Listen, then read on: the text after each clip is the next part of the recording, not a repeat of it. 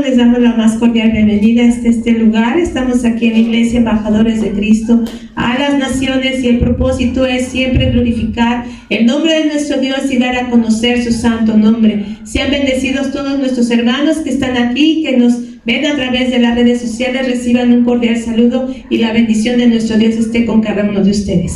Bien, hermanos, vamos a dar inicio a nuestra escuela dominical. Ya estamos en la lección número 29, hermanos, se ha ido muy rápido. Comenzamos este manual y ya estamos en la lección número 29 y estamos viendo la historia de la iglesia. ¿Por qué es importante, hermano, que revisemos la historia? Para no repetir los mismos errores, para ver de dónde y cómo es que hemos llegado hasta el día de hoy, cómo es que este evangelio tan precioso ha llegado hasta el día de hoy y entender el por qué también se escribe las cartas, porque se escribe lo que está en el contenido de la palabra de Dios. Y es importante, hermano, que tú y yo lo aprendamos y lo entendamos. Y bien, hermano, la lección de este día se llama La Iglesia en avances de las doctrinas falsas. Ya estamos entrando a un periodo, el periodo más oscuro que se conoce como la historia de la iglesia. ¿Por qué? Y es lo que vamos a entender el día de hoy. Hace 8 días, ¿se acuerdan, hermanos, qué iglesia comenzamos a ver en el libro de Apocalipsis? Tiatira. Terminamos ya las primeras 2 iglesias y empezamos con Tiatira. Y Tiatira, recordemos que significa la que no se cansa de sacrificar. Eso es lo que significa la iglesia de Tiatira. Y este periodo abarca desde el 606 hasta el 1500 después de Cristo, hermano. Y es el periodo más oscuro de la historia de la iglesia. ¿Por qué? Porque la idolatría, la superstición, el clericalismo, el monarquismo, el despotismo papal y las falsas doctrinas han llegado a su más alto apogeo. Hemos visto como poco a poco lo que fue la iglesia primitiva para estos tiempos ya no tiene nada que ver, ¿sí? Nada que ver con esa primera iglesia donde se oraba todos los días, donde había milagros, donde cada día se añadían más miles y miles de personas por la predicación del evangelio. Aquí ya no. Aquí solo el evangelio lo anuncian unos cuantos grupos cristianos y estos son perseguidos y despreciados. Las doctrinas cardinales sobre el catolicismo, que ya está en todo su apogeo también, se desarrollan más fuertemente y el cristianismo se ve apagado en este periodo. Y una de las doctrinas falsas que surgió durante este tiempo y que ha tomado mucha relevancia hasta el día de hoy y tomó su mayor apogeo fue la Mariología, ¿sí? Donde ya se empezó el culto a María de una manera ya muy fuerte y sobre todo pues llena de errores y llena de muchas situaciones que vamos a analizar en esta mañana.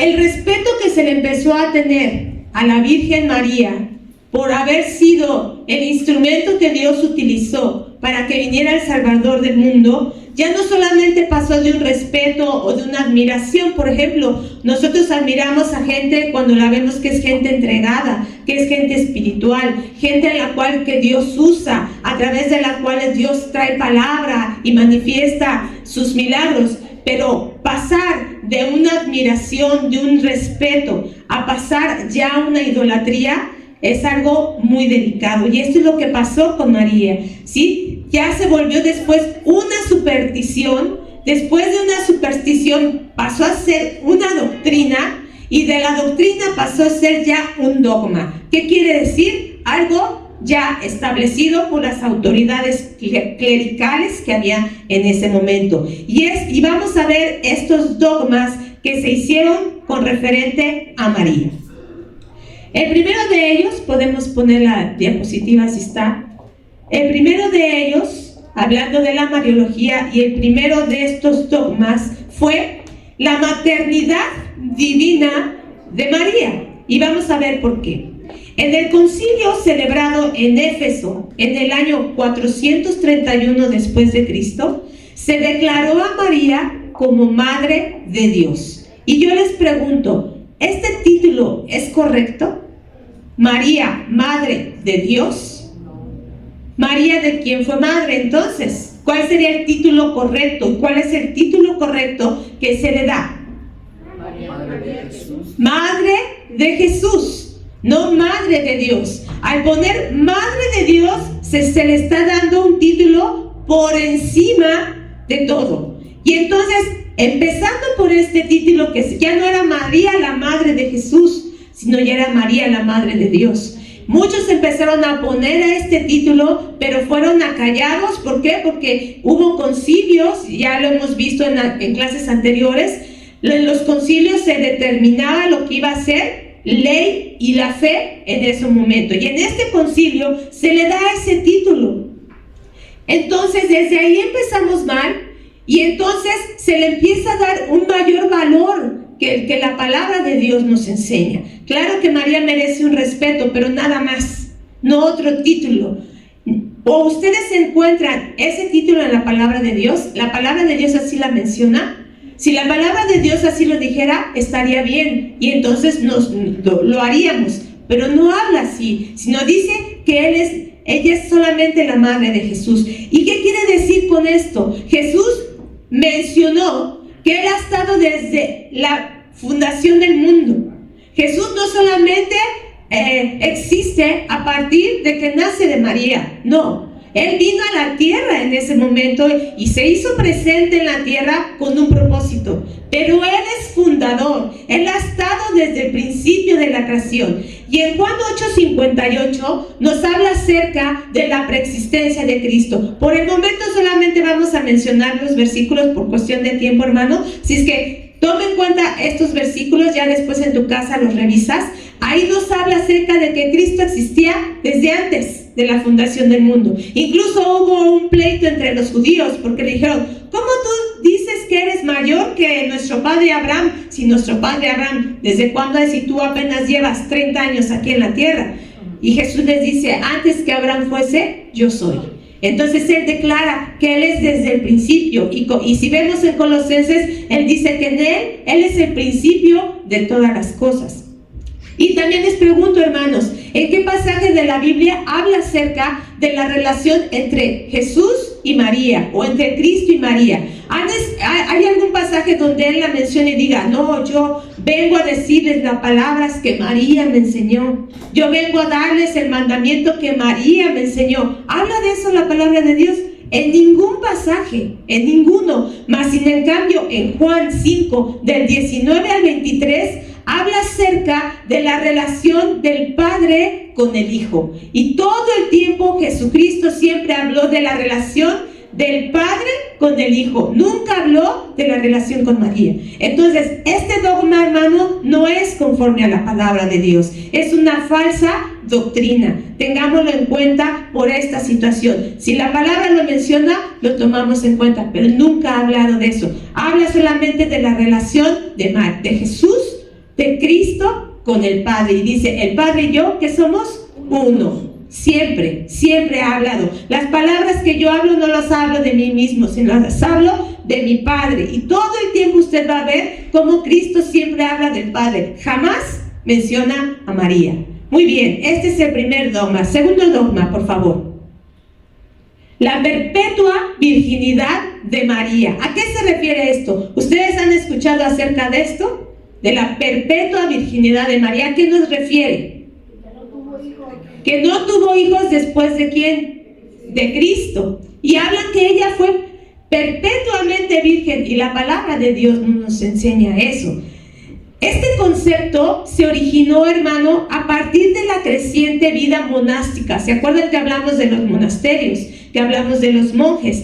Cuando surge esa idea de la vida monástica, de que se recluyen en los monasterios, de que no tienen contacto con el mundo, y de que empieza el menosprecio al matrimonio, y donde se les prohíbe a los hombres casarse. ¿Por qué? Porque se consideraba que era una condición impura, que era una condición de pecado, el estar casado, el vivir en matrimonio. Entonces, a partir de esta idea empieza a surgir también esta doctrina, que María permaneció siempre virgen. Y la Iglesia Católica dice que cuando en la Biblia se habla de los hermanos de Jesús, no se está hablando de hermanos, sino se está hablando de primos. Y esto no es así. ¿Por qué?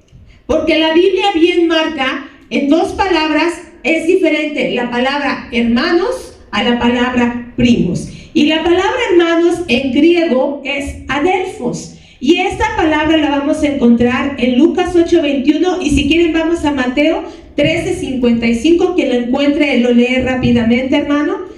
Quien sea más rápido que yo y tenga una vista mejor que yo, la puede leer, por favor. Ahí nos habla acerca de esto. Mateo 13:55, por favor. Después tiene todas estas cosas. Y no solamente habla de hermanos, ¿de qué habla también? De hermanas, ¿sí? O sea, no solamente tuvo hermanos, también tuvo hermanas el Señor Jesús. Y en este pasaje se utiliza la palabra adelphos, que quiere decir hermanos de sangre. Más para la palabra pariente o primos, se utiliza, si podemos poner la otra diapositiva, por favor, la palabra singenis, ¿sí? Para primos o parientes se utiliza la palabra singenis. Y este título se utiliza en Lucas 1:36, cuando le dicen a María, tu parienta Elizabeth también está embarazada en este momento. Y sabemos que Elizabeth y María eran parientes, y ahí se utiliza la palabra singenis o hijo de una hermana, que viene en Hechos 23:16, donde habla acerca que era la hermana del apóstol Pablo. Entonces, no podemos tomar en cuenta esto. Ahí en el original marca muy bien la diferencia. Entonces, esta doctrina está refutada por la palabra de nuestro Dios, y la Iglesia Católica insiste en decir que la vida que llevaron José y María no era una vida conyugal normal, porque José ya era muy viejito.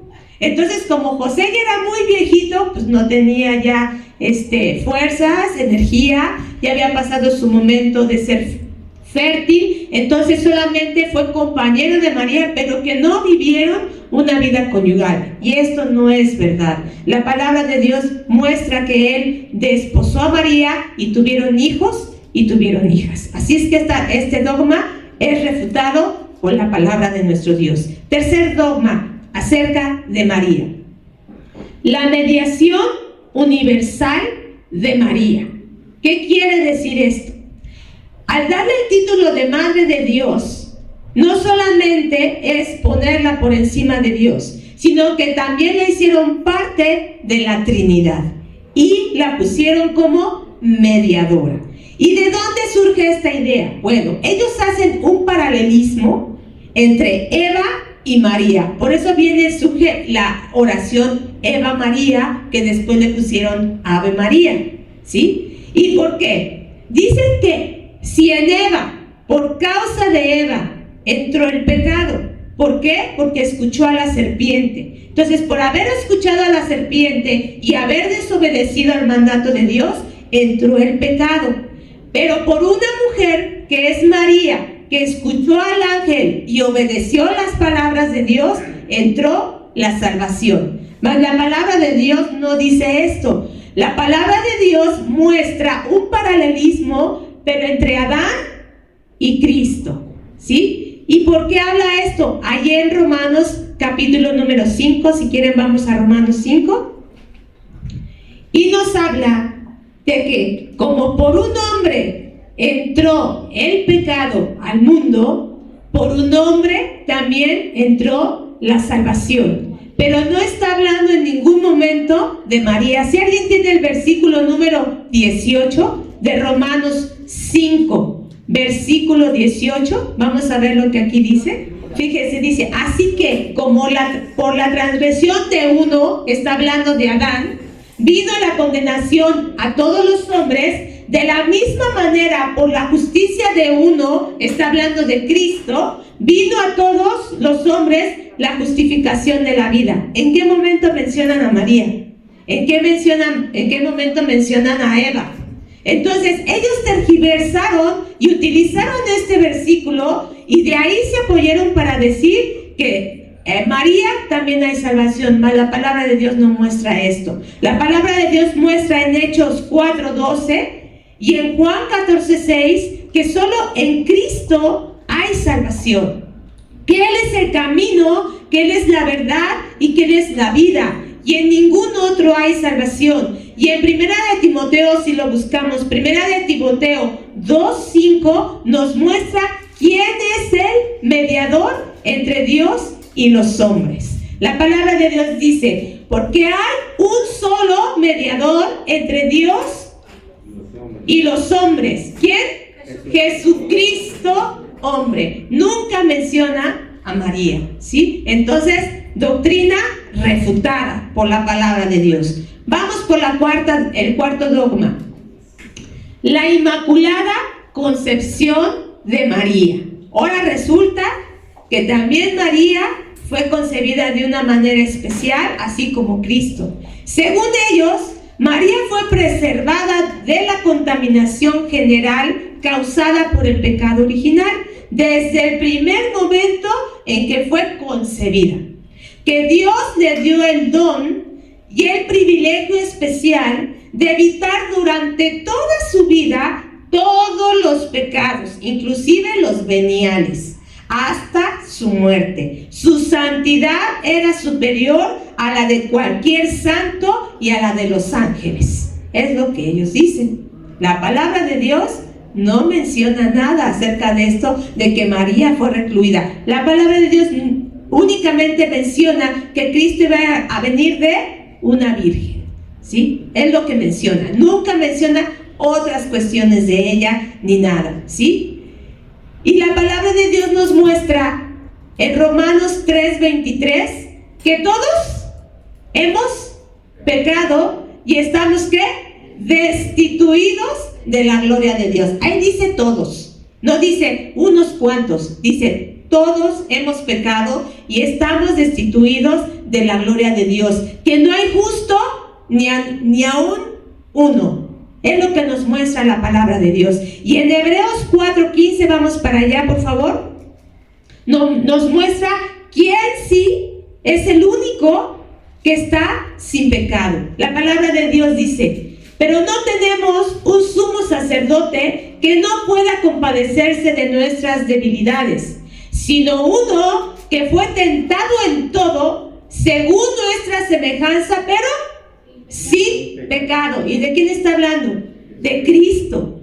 Ojo, dice que fue tentado en todo, según ¿qué? Nuestra semejanza. ¿Qué quiere decir? Como hombre. Porque muchos dicen, ay, pero es que Cristo era Dios.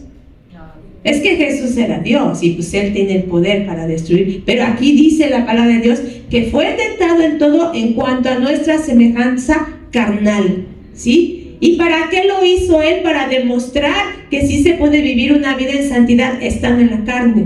Lo importante de ello es mantener una comunión continua. Jesús, ¿cuánto tiempo oraba, hermano? ¿Cuánto tiempo oraba cuando estuvo aquí en la tierra? Dice que después de estar todo el día predicando, sanando, ¿qué hacía en las noches? ¿Se iba a dónde? A orar. Todo el tiempo que Él estuvo aquí, no dejó de orar, de recibir la instrucción de Dios. Una vez que terminó de orar, dice la palabra de Dios que fue e hizo la elección de los 12 apóstoles. No fue, a ver, tú también. No, él ya había recibido la instrucción del Padre, porque no dejaba de orar y de tener que en su boca siempre la palabra. ¿Cómo fue que alejó al enemigo en la tentación en el desierto? ¿Con qué? Con la palabra. Entonces Él nos vino a dar ejemplo, ¿sí? De que sí se puede vivir una vida en santidad. Pero eso de decir que María fue apartada y que la palabra de Dios no lo muestra. Entonces es otra de los dogmas refutados por la palabra de Dios. El quinto, la asunción corporal de María. ¿Cuántos han oído de esto? Hablan que ella, así como Cristo fue llevado al cielo, igualmente ella. La palabra de Dios no nos muestra nada de ello. Y fíjense nada más cómo se la sacan estos amigos. Dice Roma, que este dogma fue revelado por Dios mismo, o sea, no fue idea de él, fue revelado por Dios, en el que María, cuando muere, fue arrebatada en cuerpo y alma a la gloria celestial. Los teólogos católicos dan las siguientes razones. Dicen que como la carne de la que fue engendrado Jesús, tampoco debía contaminarse ni sufrir ni corromperse. Segundo, que su virginidad perpetua exigía la incorrupción de su cuerpo. Y tres, por su inmaculada concepción y su obra redentora, se le debía una participación en la incorrupción del Redentor. La palabra de Dios no muestra nada de ello. La palabra de Dios muestra que todos tenemos que morir y después ¿qué viene? Juicio. Nadie podemos saltarnos esa parte, hermano. ¿Sí? Si todos estamos esperando que el llamado del Señor, los que han muerto, y si Dios no nos permite ver su arrebatamiento y dormimos, ¿qué estamos esperando? Que Él nos llame a su presencia y pasar a juicio. Nadie puede saltarse esto. Y la palabra de Dios no enseña esto. Más bien vamos a ver qué dice Juan 3:13, por favor. Dice, ahí estaba, ¿no? El texto. Dice: nadie subió al cielo, sino el que descendió del cielo, el Hijo del Hombre que está en el cielo. ¿Quién es el único entonces que ha podido ascender a las nubes? Cristo. Es el único, nadie más. Algunos han sido arrebatados, sí, pero no vieron muerte, como en la vida de Enoc, como en la vida de Eliseo, y porque Dios así lo ha querido. Pero de ahí en fuera, hermano, dice que nadie subió al cielo, sino el que descendió del cielo. Y aquí a María la ponen así, igual que a Cristo, que subió y ahora está sentada a la diestra de Dios Padre. Y la palabra de Dios no muestra nada de esto, hermano. Entonces, como vemos, todos estos 5 dogmas, hermano, están totalmente en contra de la palabra de Dios. Son doctrinas falsas. Y déjenme les leo algunos de los pensamientos, declaraciones que muchos hombres en ese tiempo de Tiatira hicieron acerca de María y que son totalmente herejías. Uno de ellos se llama Germán de Constantinopla, y él decía: nadie puede recibir ninguna gracia sino a través de María. Y la palabra de Dios nos dice eso. Bernardo de Caraval: Dios ha querido que todos que todo lo que nos viene venga por la mano de María. Entonces, fíjense nada más. León XIII: así como nadie puede acercarse al Padre sino por el Hijo, así nadie puede acercarse a Cristo sino por su madre. La palabra de Dios no muestra eso. Alfonso de Ligorio: hay cosas que se piden a Cristo y no se reciben, pero si le pides a María, son otorgadas. Si el Redentor te rechaza, arrójate a los pies de María, pues no hay abogado como ella. Y la palabra de Dios, ¿qué nos enseña? Que ¿quién es nuestro abogado? Cristo. Dice: abogado tenemos para con el Padre, a Jesucristo. Entonces, fíjense nada más todo esto. Y por último, déjenme les leo a porque sí se voló la barda. O sea, si estos hablan, fíjense nada más este relato de Juan de Damasco. Aunque las escrituras, fíjense, dice, aunque las escrituras no refieren lo que pasó en la muerte de María, una antigua y venerada tradición ha transmitido que en el momento de su gloriosa muerte, está hablando de María, todos los santos apóstoles que estaban dispersos por el mundo predicando el Evangelio, fueron transportados en un instante por los aires y reunidos en Jerusalén. Allí se les aparecieron unos ángeles y se oyó una melodía divina cantada por las potestades superiores. Y así María entregó su alma santa en manos de Dios. Su cuerpo fue depositado en un sepulcro en Getsemaní, donde los ángeles no cesaron de cantar durante 3 días. Tomás no estaba presente en ese momento. Entonces, cuando se entera que María había muerto, dicen que fue a su sepulcro para ver dónde estaba. ¿Y qué creen? Que cuando él llegó, no encontró el cuerpo de María. Solamente los lienzos que estaban ahí donde se envuelven, Y entonces cuando él entró, dice que solamente quedó impregnado por el perfume de esos lienzos desprendía. Cerraron el sepulcro, deduciendo que Cristo quiso honrar el cuerpo de María antes de la resurrección de todos los santos. Hermano, esto es totalmente ya una aberración, una herejía.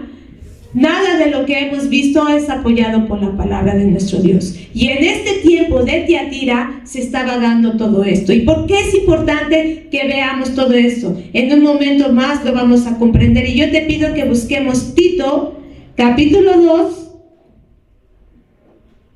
versículo número 1. Y dice: pero tú habla lo que está de acuerdo con la sana doctrina. Hermano, tenemos que cuidar esta sana doctrina. No nos dejemos guiar que por este, que por el otro, que porque se le ocurrió, que porque Dios me dijo. Si no está conforme a la palabra de Dios, hermano, no hay que recibirlo, hay que rechazarlo. Lo que sea, hermano, por muy bonito que se escuche, si no es conforme a la palabra de Dios, no viene de Dios. Hay que cuidar, hermano, la sana doctrina. Y vamos a entender por qué la palabra de Dios nos muestra que solamente a Cristo debemos de honrar. Que el Señor les bendiga. Y escribe al ángel de la iglesia en Tiatira, el Hijo de Dios, el que tiene ojos como llamas de fuego y pies semejantes al bronce bruñido. Dice esto. Ya vimos, hermanito, que el periodo de esa iglesia de Tiatira era el más oscuro de todos. Todo lo que hemos visto, como las herejías, supersticiones, las falsas doctrinas, están en su más alto apogeo. Es el tiempo más oscuro para este tiempo, para la iglesia cristiana en ese momento. Y solo un pequeño grupo de hermanos, de cristianos, han sobrevivido, han podido seguir de pie. La doctrina de la salvación por obras ha sustituido a la doctrina de la justificación por la fe. Es decir, acompáñenme a Efesios 2:8. Porque por gracia son salvos por medio de la fe, y esto no de nosotros, pues es don de ¿quién? Es don de Dios. No por obras, para que nadie ¿qué? Se gloríe, para que nadie se ensalce, ¿verdad? Pero ellos estaban tomando todo a su beneficio. Decía: yo puedo creer en la palabra, yo puedo tal vez orar, yo puedo asistir a las reuniones, yo puedo hacer esto y el otro, porque tengo la fe, yo creo en mi Dios, yo creo en el Señor Jesús. Pero las obras no las hacían. Saliendo tal vez de las reuniones, llevan una doble vida. Y ellos decían: pues yo creo, yo soy justificado, yo soy salvo porque creo. ¿Eso está bien, hermano? ¿El nada más creer y no hacer las obras? No está bien, hermano. Como vemos en estos tiempos, estaban tomando todo a su conveniencia. ¿Qué les quedaba? Pues decir: yo creo. Y ya saliendo, pues ya hacían otra fiesta, hacían otras cosas. Qué fácil es decir y no actuar, ¿verdad? Decir: yo soy cristiano, yo creo, yo hasta puedo decirlo con mi boca, ¿verdad? Yo soy hijo de Dios, yo soy cristiano. Pero saliendo de aquí, con nuestra vida reflejamos otra cosa, y eso no está bien, hermano. Aquí practicamos y afuera lo demostramos. Lo que hacemos aquí, cantamos alabanza, escuchamos la palabra, oramos, alabamos a nuestro Dios, y afuera, ¿qué es lo que hacemos? Lo mismo. No podemos estar aquí escuchando alabanzas y saliendo a poner a Juan Gabriel, a José José y alzar nuestras manos, y no se puede llevar una doble vida. O eres frío o eres caliente. Entonces todo lo que hacemos aquí, afuera lo practicamos y lo hacemos. Toda la palabra que entendemos aquí, todo lo que Dios nos habla, vamos afuera y lo compartimos. Cómo el Señor nos ha transformado, vamos afuera y lo compartimos con la gente que nos rodea. Acompáñenme a Santiago 2. Vamos a leer del versículo 14 hasta el 18. Y mientras usted lo busca, déjeme decirle que en este tiempo se había dado mucho una frase que decía: eres lo que lees y eres lo que crees. ¿Qué seríamos nosotros? ¿Qué has leído y qué has creído? Entonces vamos a leer Santiago 2, 14 y al 18. Permíteme. Santiago 2, 14. Listo, vamos a leerlo juntos. Dice: hermanos míos, ¿de qué aprovecha si alguno dice que tiene fe y no tiene obras? ¿Podrá la fe salvarle?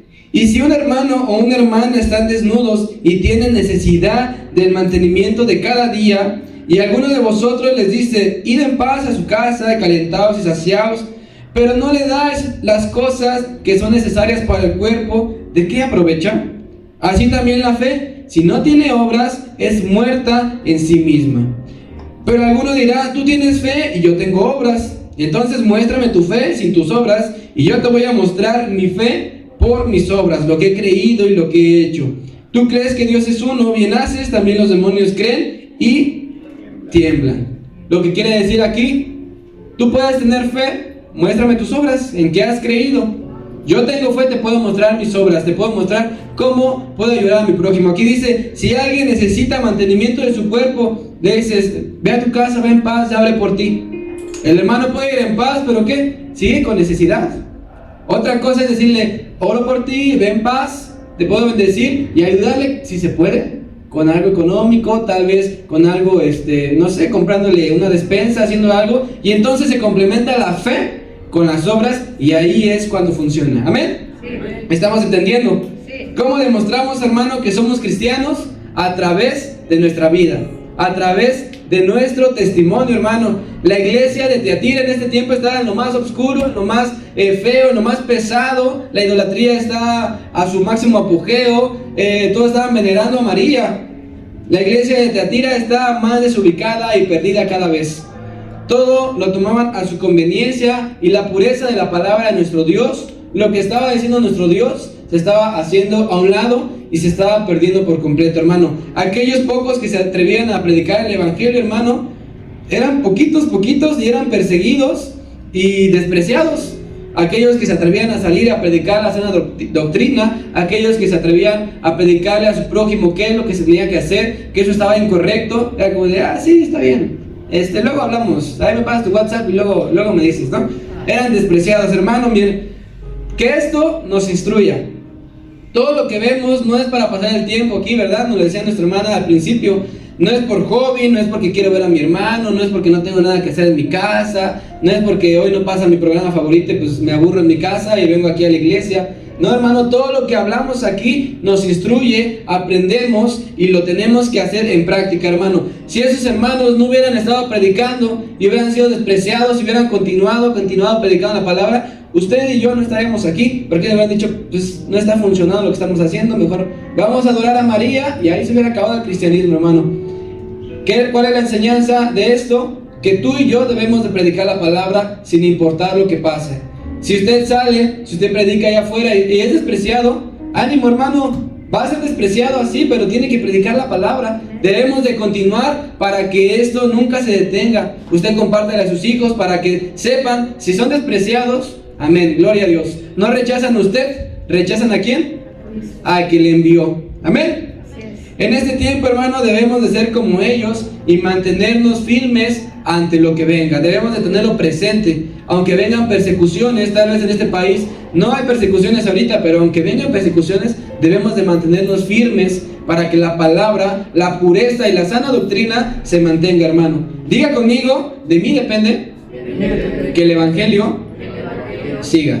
Amén. ¿Alguien puede dar un fuerte aplauso a nuestro Dios? Él es grande y poderoso, es digno de ser reconocido, hermano. Regresemos a Apocalipsis 2, 18. Y miren lo que dice la primera parte. Y escribe al ángel de la iglesia en Tiatira, es decir, al predicador, al pastor, aquel que estaba a cargo, escribe al que está a cargo de la iglesia en Tiatira. Esas palabras que yo te voy a decir, el Hijo, ¿de quién? De Dios. El Hijo de Dios. ¿A quién se refiere con el Hijo de Dios? ¿Quién es el Hijo de Dios? Cristo. Nuestro Señor Jesucristo. El Señor Jesús les manda a decir el Hijo de Dios, o sea, yo. Es un ejemplo que podamos poner para entender un poco. ¿Usted ha visto la familia Peluche? ¿Sabe quién es Don Camerino? Cuando se presenta Don Camerino, ¿qué es lo que dice? Yo soy Don Camerino Peluche, el magnate hombre de negocios, dueño de ¿qué? ¿Qué es lo que hace? Pone su posición, dice, a ver, ¿te vas a meter conmigo? Yo soy Don Camerino Peluche, dueño de mi la Peluche, el magnate hombre de negocios, ¿no? ¿Qué es lo que hace? Pone y presenta su posición, yo soy este. ¿Qué es lo que hace el Señor al decir, yo soy el Hijo de Dios? Está diciendo, tengan presente que yo soy el Hijo de Dios. No les está hablando un pastor, No les está hablando un papa, no les está hablando el presidente, no les está hablando don Camerino, no les está hablando nadie de ellos. Les está hablando el mismo, ¿quién? Hijo de Dios. Da su posición para que sepan con quién se están metiendo, con quién se están enfrentando. En el proyector, hermano, puse una cita, Mateo 14. Y mira, ponga mucha atención en lo que va a decir aquí. Dios se lo dice. Y los discípulos, viendo andar sobre el mar, se turbaron y gritaron, ¿verdad? Nos ha hecho pasar como niños, ¿verdad? ¡Ay! ¡Un fantasma! Y dieron voces de miedo, estaban temblando de miedo porque veían un fantasma. Pero enseguida Jesús les habló diciendo: tened ánimo, yo soy, no tengan miedo. Entonces le respondió Pedro y dijo: Señor, si eres tú, manda que yo vaya a ti sobre las aguas, manda que yo camine sobre las aguas para ir contigo. Y él le dijo: ven. Y descendió Pedro de la barca y anduvo sobre las aguas para ir con Jesús. Mas al ver que ahí venía el viento bien fuerte y las olas, tuvo miedo y se echó a correr, yo creo que a la barca para que no se ahogara, y comenzando a unirse, dio voces diciendo: Señor, Señor, sálvame. Me dio miedo. Y al momento Jesús extendió la mano, le sujetó y le dijo: oh hombre de poca fe, ¿por qué dudaste? Venías bien, ya estabas caminando hacia mí, ¿por qué dudaste? Te empezaste a hundir por miedo, por temor. Y cuando ellos subieron a la barca, se cesó el viento. Entonces los que estaban en la barca vinieron y le adoraron, diciendo: verdaderamente eres ¿qué?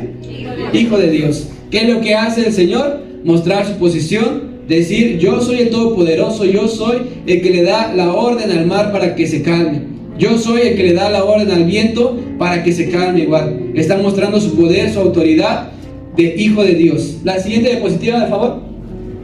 Segundo ejemplo, Mateo 16, 3 al 17 dice: viniendo Jesús, a la región de Cesarea de Filipo, preguntó a sus discípulos diciendo: ¿quién dicen los hombres que es el Hijo del Hombre? Ellos dijeron: unos Juan el Bautista, otros Elías y otros Jeremías o alguno de los profetas. Decía: vamos a atinarle, no, alguno de ellos eres, Señor. Él les dijo: ¿y vosotros quién dices que soy yo? ¿Quiénes nosotros? Los discípulos, aquellos que lo conocían, aquellos que tenían una relación íntima, diaria con el Señor. ¿Ustedes quién dicen que soy yo? Respondiendo a Simón Pedro dijo: tú eres el Cristo, el Hijo ¿de quién?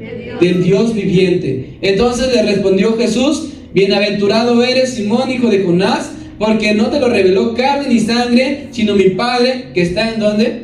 En los cielos. Muestra su posición. Y miren, dice: bienaventurado eres ¿quién? Simón, hijo de quién? De Jonás. ¿Qué es lo que hace? Igual muestra su posición. Cuando vemos en la Biblia que es Abraham, y Isaac y Jacob, siempre lo menciona así, ¿verdad? Abraham, hijo de Jacob, y esto. Muestra su descendencia porque está mostrando su posición. Aquí el Señor muestra su posición, que Él es el Hijo del Dios viviente y que su Padre ¿dónde está? En los cielos. Que Él es el Todopoderoso, hermano. ¿Cuántos lo creen hoy? Amén.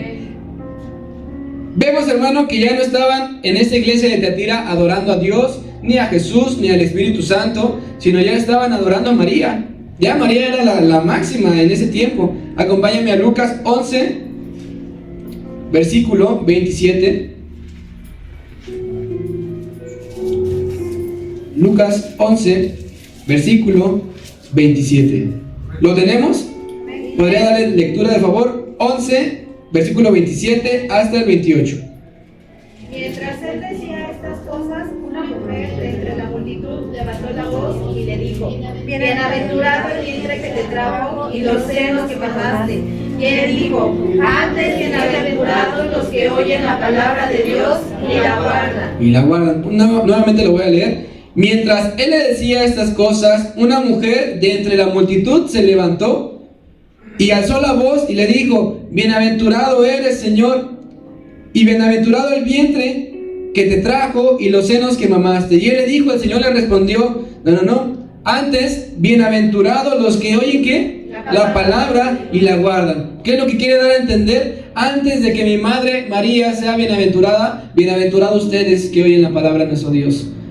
Dios nos pone primero a nosotros antes de su madre María. ¿Por qué? Porque escuchamos su palabra y la guardamos. Tal vez María tuvo alguna importancia porque fue quien tuvo al Señor Jesús en su vientre, pero no es mayor que el Señor Jesús.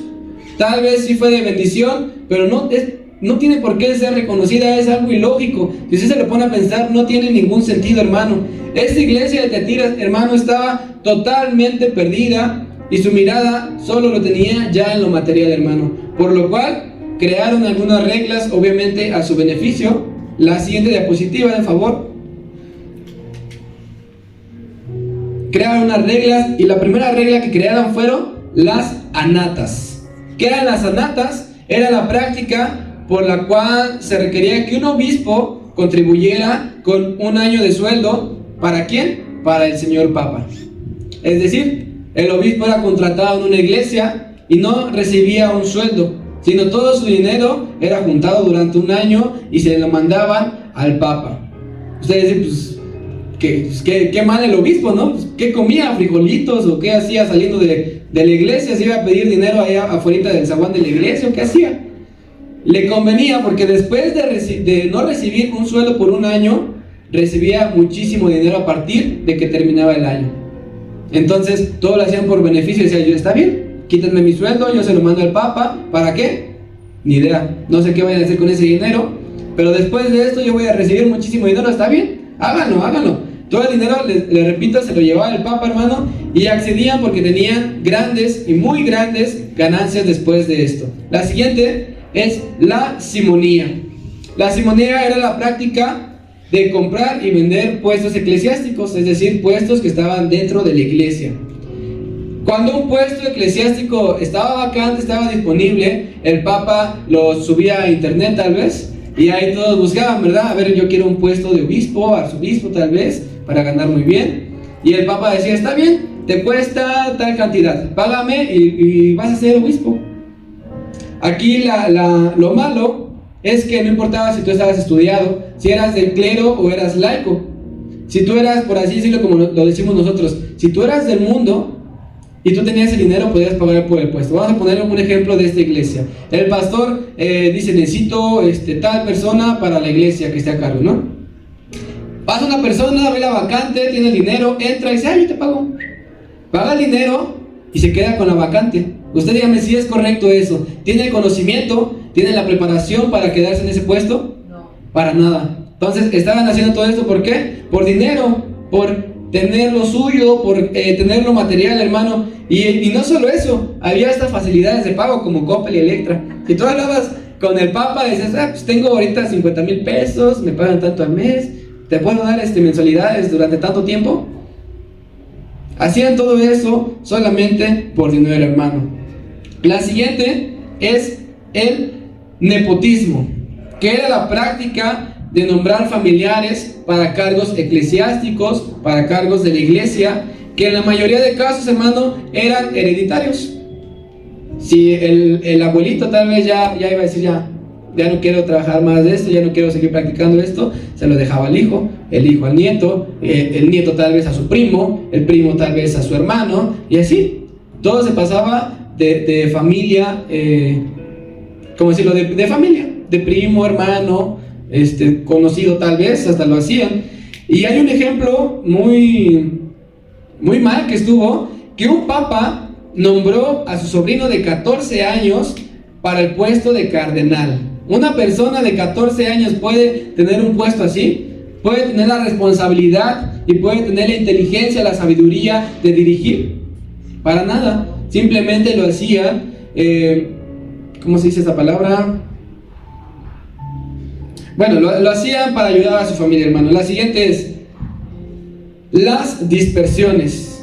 Las dispersiones, hermano, era una práctica que tenía que ver con excepción a la violación de la ley mediante el pago de una cantidad de dinero. Es decir, si una persona no tenía la edad para tener un puesto eclesiástico, un puesto en la iglesia, se pagaba. Es decir, como esta persona de 14 años que le menciono, no tiene edad para ser cardenal. Si él tuviera el dinero, dice, yo te pago y yo me quedo en ese puesto. Según la ley, un hombre no podía casarse con la viuda de su hermano. Si su hermano moría, no podía casarse con la mujer de su hermano, no podía, estaba penado, era ilegal. Pero con estas dispersiones, si pagaba una cierta cantidad que era fijado por el Papa, podía adquirir este puesto. Entonces estaban completamente cegados, hermano. La siguiente es los sacramentos. En este había dos sacramentos muy pero muy famosos, que era el bautismo y era la Santa Cena. Es decir, tú pagabas por bautizarte, tú pagabas por obtener la Santa Cena. Conforme fue pasando el tiempo, se fueron añadiendo más sacramentos y más sacramentos. Para el final del siglo VI ya no eran 2 sacramentos que le mencionaba, ya eran 4 sacramentos. ¿Para qué? Para su conveniencia. Todo lo hacían para su conveniencia. Para finales de la Edad Media, hermano, ya eran 7 sacramentos, y así se fue aumentando hasta el tiempo de ahorita. Y usted sabe que para todo cobran de la Iglesia Católica. A mí me impresionó mucho que hace tiempo me enteré que por mencionar tu nombre, bueno, el nombre del difunto, tenías que pagar. ¿De qué sirve eso? No aprovecha de nada. Entonces todo es para la conveniencia de la Iglesia, y sabemos que ese dinero, ¿dónde se va? Al Vaticano, y no sabemos ni qué pase con eso, ¿verdad? Acompáñenme nuevamente a Apocalipsis 12:18. Vamos a darle lectura. Dice: y escribe al ángel de la iglesia en Tiatira, el Hijo de Dios, el que tiene ojos como llama de fuego y pies semejantes al bronce bruñido, les dice esto. El Señor Jesús, hermano, debe de ser reconocido en todo momento. Y en esta carta a la iglesia de Tiatira le recuerda quién es, y por eso empieza como el Hijo de Dios. Yo soy el Hijo de Dios, el que les está hablando. No le está hablando el obispo, el papa, el presidente, el pastor. No, le está hablando el mero, el que sabe, el Hijo de Dios. El Hijo de Dios, el que nos cuida, el que cuida a su iglesia, porque Él es parte de ella, ¿verdad? ¿Qué dice Colosenses 1:15 al 20? Vamos a leerlo aquí en el proyector todos juntos para saber qué dice Colosenses 1:15 al 20. Léalo conmigo, hermano. Dice: Él es la imagen del Dios invisible, el primogénito de toda creación, porque en Él fueron creadas todas las cosas, las que hay en los cielos y las que hay en la tierra, visibles e invisibles, sean tronos, sean dominios, sean principados o sean potestades. Todo fue creado por medio de Él y para Él. Él es anterior de todas las cosas, y todas las cosas en Él subsisten. ¿Y Él es la cabeza de qué? Del cuerpo, que es ¿qué? Que es la iglesia. Él que es el principio, el primogénito de entre los muertos, para que en todo tenga la preeminencia. Entonces, ¿Él quién es? ¿La cabeza de qué? Del cuerpo. Lo que le pasa a la iglesia le duele al Señor, porque Él es la cabeza. Vemos que también el Señor es creador. Él fue antes de todas las cosas, por Él fueron creadas. ¿Y para quién? Para Él. Las que están en donde, en los cielos, y las que están en donde, en la tierra. Entonces, antes de que el Señor viniera a la tierra, Él ya existía.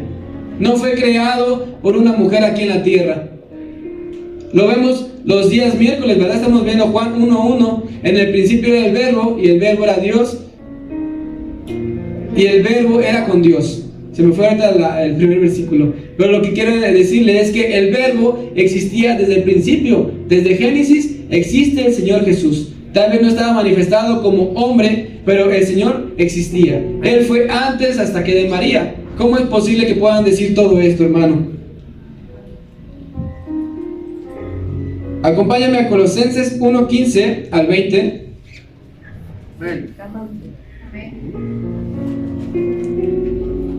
Colosenses 1:15 al 20. Vamos a darle lectura alternado. Empiezo yo. Dice: Él es la imagen del Dios invisible, el primogénito ¿de qué? De toda creación. Él es el primero, el Hijo unigénito. 16. Porque en Él fueron creadas todas las cosas, las que hay en los cielos y las que hay en la tierra, visibles e invisibles, sean tronos, sean dominios, sean principados, sean potestades. Todo fue creado por medio de Él y para Él. Y Él es antes de todas las cosas que fueron creadas, y todas las cosas en Él subsisten. 18. Y Él es la cabeza del cuerpo, que es la iglesia. Él que es el principio, el primogénito de entre los muertos, para que en todo tenga la preeminencia. por cuanto agradó al Padre que en él habitase toda la plenitud, todo lo que existe, y por medio de él reconciliar consigo todas las cosas, así las que están en la tierra como las que están en los cielos, haciendo la paz mediante la sangre ¿de qué? De su cruz. A través de su sacrificio obtenemos la paz. Amén. No entendemos, hermano, y no comprendemos cómo el Señor, siendo creador, siendo sustentador, siendo el arquitecto, siendo aquel que tiene todos los trazos marcados hacia dónde va la creación, pueden decir que María es la madre no solo de Jesús, sino de Dios. Nos lo mencionaba nuestra hermana, ¿verdad? Tal vez fue madre de Dios aquí en la tierra, pero ¿cómo se atreven a decir que es madre de Dios? ¿Cómo puede ser madre del Creador? No cabe en la mente pensar eso, hermano. ¿Cómo puede ser María más grande que el Creador de todo el universo? Roma enseña eso, hermano. Roma enseña que María es la madre de Dios mismo, no de Jesús, de Dios mismo. Por eso es que la tienen tan alto. Por eso es que la tienen así de reconocida. Y por eso hicieron todas esas falsas doctrinas pensando que María era más grande que Dios. Por eso el Señor, hermano, en Apocalipsis 2:18 vemos que dice que muestra sus ojos como ¿qué? Como llama de fuego, como fuego ardiendo. ¿Qué símbolo tendrá esto? Está encendiendo su ira a esta iglesia de Tiatira. Está diciendo, están mal. ¿Qué están haciendo? ¿Qué están haciendo con mi iglesia? Con lo que yo les dejé, con lo que le he enseñado a ustedes. ¿Por qué se desvían de esa manera? El Señor enciende su ira contra el pecado que estaban cometiendo en esta iglesia. Está enojado, está molesto. Está diciendo, esto no puede ser posible. Al Señor no le parece que adoremos a las imágenes, porque en Deuteronomio nos habla de la idolatría y dice que Dios es fuego, ¿qué? Consumidor. Y es un Dios, ¿qué? Celoso. ¿Cuántos conocen los celos? Nadie. Ay, gloria a Dios. Ay, ahí va Abby subiendo. Le dijo amén. Todos, tal vez no teniendo una relación, hemos conocido los celos, ¿verdad? ¿Y qué tal se siente? ¿Por qué se siente feo? Porque sabes, lo voy a decir con todo el respeto a la palabra, porque sabes que te pertenece. Porque sabes que tal vez tu esposo, pues, por así decirlo, es tuyo. No puede ser de nadie más. No es tuyo y de toda la colonia, ¿verdad? Te pertenece, es tuyo, por eso te dan celos. Porque es tuyo. El Señor dice, me dan celos a mí que tú estés adorando a las imágenes porque tú eres mío. No puede ser posible eso, que tú estés levantando a María cuando yo te creé. El Señor es un Dios celoso que tiene cuidado de ti y de mí. Al Señor no le parece que se adore a las imágenes, hermano. Por eso nos enseña eso en Deuteronomio, que es un Dios que con su fuego puede consumirnos y es un Dios celoso que tiene cuidado de ti y de mí, hermano. Sabemos que tú y yo le pertenecemos. Sabemos que nosotros somos hijos de Dios. ¿Cuántos hijos de Dios hay aquí? ¿Cuántos se creen hijos de Dios? ¿Cuántos confían en eso? No le pertenecemos al pecado, hermano, le pertenecemos al Señor Jesús. El Señor enciende su ira para esta iglesia porque están en lo incorrecto. Están haciendo cosas que al Señor no le agrada y están haciendo el pecado constantemente, hermano. Por eso debemos de consagrarnos, debemos de apartarnos del mal, para cuando venga la prueba tú y yo estemos firmes. Nos decía nuestra hermanita al principio, ¿qué pasó cuando el Señor estaba en el desierto? ¿Fue tentado? Sí. ¿Y cómo lo venció? Con la palabra, y porque estaba consagrado, estaba en unión con su Padre, estaba adorando, estaba reconociendo, y así fue fácil. Si tú y yo no estamos en comunión, si tú y yo no estamos consagrados, vamos a caer a la primera que nos toque la puerta del pecado, vamos a caer. ¿Cuál es el llamado en esta noche? Que tú y yo nos consagremos, hermano, que estemos apartados del pecado, apartados del mal, siempre leyendo su palabra, escuchando su palabra, tal vez por videos, escuchando alabanzas a nuestro Dios, orando en todo momento, y así cuando venga la tentación va a ser facilísimo, hermano, no vamos a caer. Hoy quisiera hablarle a los jóvenes igual, que estamos en una edad que es muy fácil caer. Ahí es cuando el enemigo intenta tocar a la puerta y intenta derribarte. ¿Sabes para qué?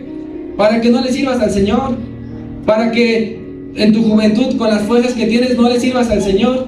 Es lo que quiere el enemigo, así que hoy yo te hablo a ti, joven. Conságrate, apártate del mal, y así vas a vencer. El pecado está tocando la puerta. Estoy seguro que saliendo de aquí, el pecado va a tocar a la puerta. ¿Qué tenemos que hacer? Consagrarnos, apartarnos del mal, para que podamos vencer toda prueba, hermano. Usted, hermano, que sirve en esta iglesia, igual yo le hablo hoy, alejémonos del pecado, alejémonos del chisme. Eso es pecado, porque eso nos aparta de la presencia de Dios. Debemos de estar de acuerdo como iglesia. ¿Para qué? Para que nuestra ofrenda de alabanza, para que nuestra predicación, para que esta iglesia embajadores llegue hasta el trono de Dios juntamente. Amén. Amén.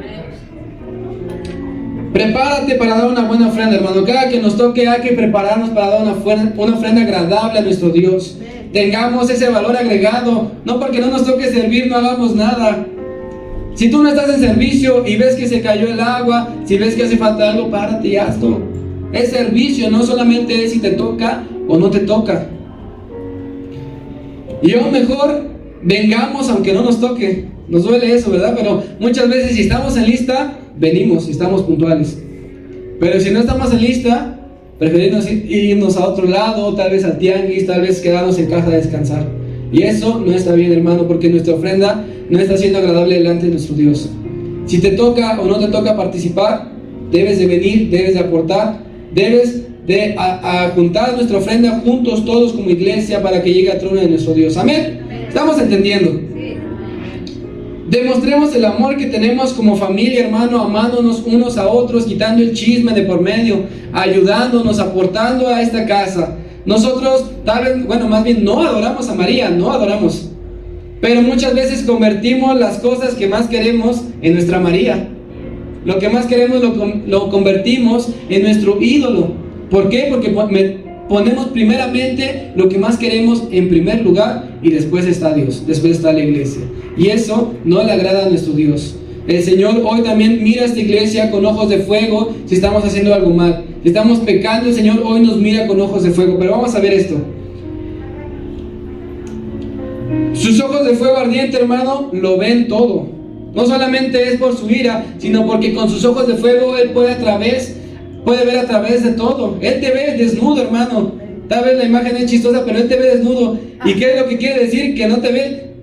Te ve todo, lo más íntimo que tú tengas. Tal vez si había un pecado en tu vida, tal vez estabas guardando un secreto que solamente sabías tú, el Señor lo sabe. Aunque tú digas, no, yo solamente sé que le voy a la América y eso es cierto. El Señor sabe todo lo que está dentro de ti, sabe cada acto que haces, sabe si estás mintiendo para no venir aquí, sabe todo, y debes de saberlo. ¿Sabes para qué? Para que dejes de hacerlo. El Señor nos debe de moldear hoy para que dejemos de hacer eso. Todo pecado oculto está a la vista del Señor nuestro Dios, hermano.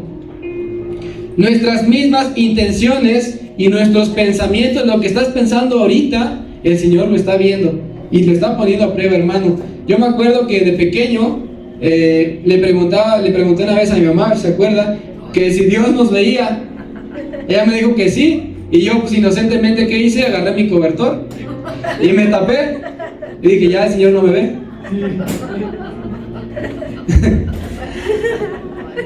¿Y qué era lo que pasaba? Pues el Señor me estaba viendo aún abajo de mi cobija. O sea, el Señor, no puedes ponerle ninguna barrera porque el Señor nos mira. Hoy necesitamos saber esto, iglesia, que Dios te ve en el lugar donde estés, en el trabajo, en camino al trabajo, a la escuela, en donde estés, el Señor nos puede ver. Y te ve desnudo para revelar los secretos más íntimos de tu vida, de tu corazón, de tus pensamientos. Aún lo que tú nada más sabes, aún lo que está dentro de ti que nadie más sabe, el Señor lo ve, hermano. Vayamos otra vez a Apocalipsis 2, 18.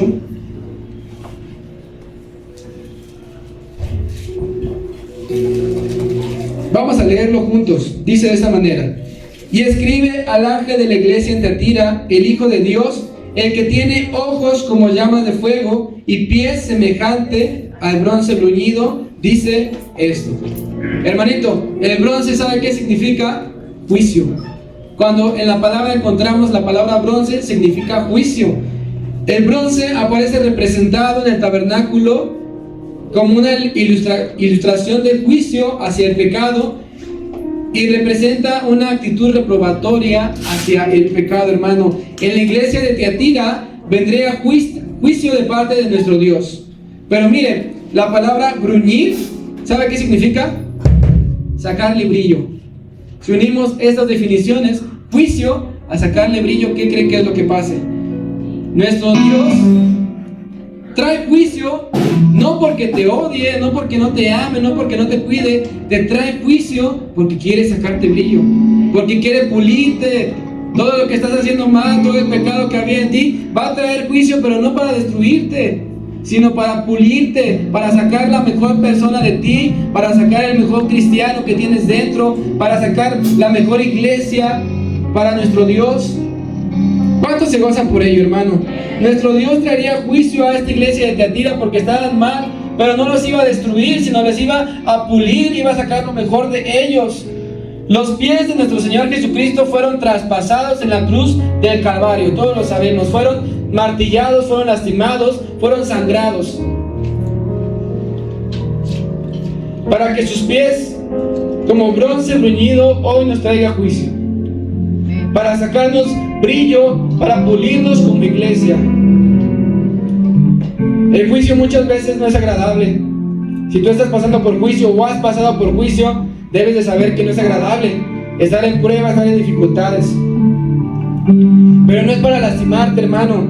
Es por tu bien, es porque el Señor te cuida, es porque el Señor está al cuidado de ti, quiere hacerte una mejor persona. Gloria a Dios. Gloria a tu nombre. El Señor hoy nos miras, hermano, con ojos de fuego, y con sus pies de bronce bruñido nos quiere sacar brillo a cada uno de ustedes. ¿Cuántos están dispuestos a pasar por este juicio? Póngase sobre sus pies, hermano.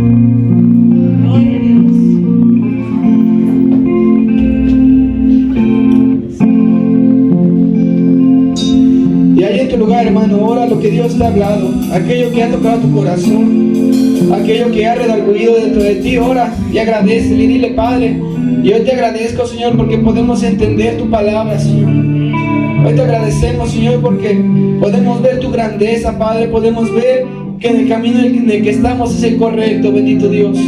Gracias, Padre, por la sana doctrina, Padre, que permites que haya en este lugar, Señor. No queremos desviarnos jamás, Padre. Si nosotros caminamos hacia un camino distinto, Padre, regrésanos, Señor, al camino que es verdadero, Padre. Regrésanos a tu camino, Señor, a tu verdad, Padre. No queremos desviarnos, Padre. Y si eso pasa, Padre, trae juicio a nuestras vidas, Señor.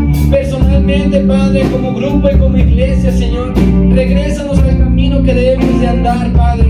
Ayúdanos, Señor, a dejar el chisme. Ayúdanos, Padre, a dejar de hablar, Señor, de nuestros hermanos, Señor. Hoy transforma nuestras vidas, Señor. Hoy trae ese juicio en nuestras vidas, Padre. Espíritu Santo, Señor, hoy mora sobre nuestras vidas, Padre, para que dejemos el pecado atrás, para que dejemos, Señor, eso que te está lastimando, Padre, aquello que tenemos oculto, aquello que hacemos, Señor, pero nadie nos ve, Padre. Ayúdanos, Padre, a dejar de hacer lo malo delante de tus ojos, Padre. Hoy, Señor Dios, celoso, trae tu fuego consumidor a nuestras vidas, Padre, para ser moldeado por ti, Padre. Hoy queremos, Señor, que tu fuego consumidor, Padre, consuma todo pecado en este lugar. Consuma todo pecado en nuestras vidas, Padre. Porque nuestro anhelo y nuestro deseo, Señor, es servirte, Señor.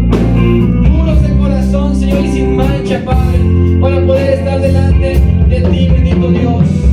Hoy, Padre, habla de nuestras vidas, Señor, que tu palabra hoy se quede impregnada en nosotros, Padre, para poder compartir allá afuera, Señor, para poder decir, Señor, que tú eres real, Padre, que tú eres el Dios creador, Señor, y sustentador de todo, bendito Padre. Hoy trae limpieza espiritual a nuestra vida, Padre. Límpianos, Señor, purifícanos, Señor. Enséñanos tu camino, Padre. Ayúdanos, Padre, a tener buen testimonio, Señor, a guardar nuestro camino, Padre, para predicar, Señor, con nuestros actos, para predicar con nuestra vida misma, que tú vives en nosotros, Señor, y que tú reinas para siempre, Padre. Hoy, Señor, oramos y te pedimos, Señor, tu protección, Padre. Hoy creemos, Señor, que tú eres quien nos guarda, Señor, que nos tiene en el hueco de su mano, Padre. Hoy, Padre, bendigo a tu iglesia, Padre. Hoy oro por tu iglesia, Padre, para que sean guardados, Señor, y protegidos de todo mal, Señor, tanto terrenal como espiritual, Señor. Guarda nuestro corazón, guarda nuestros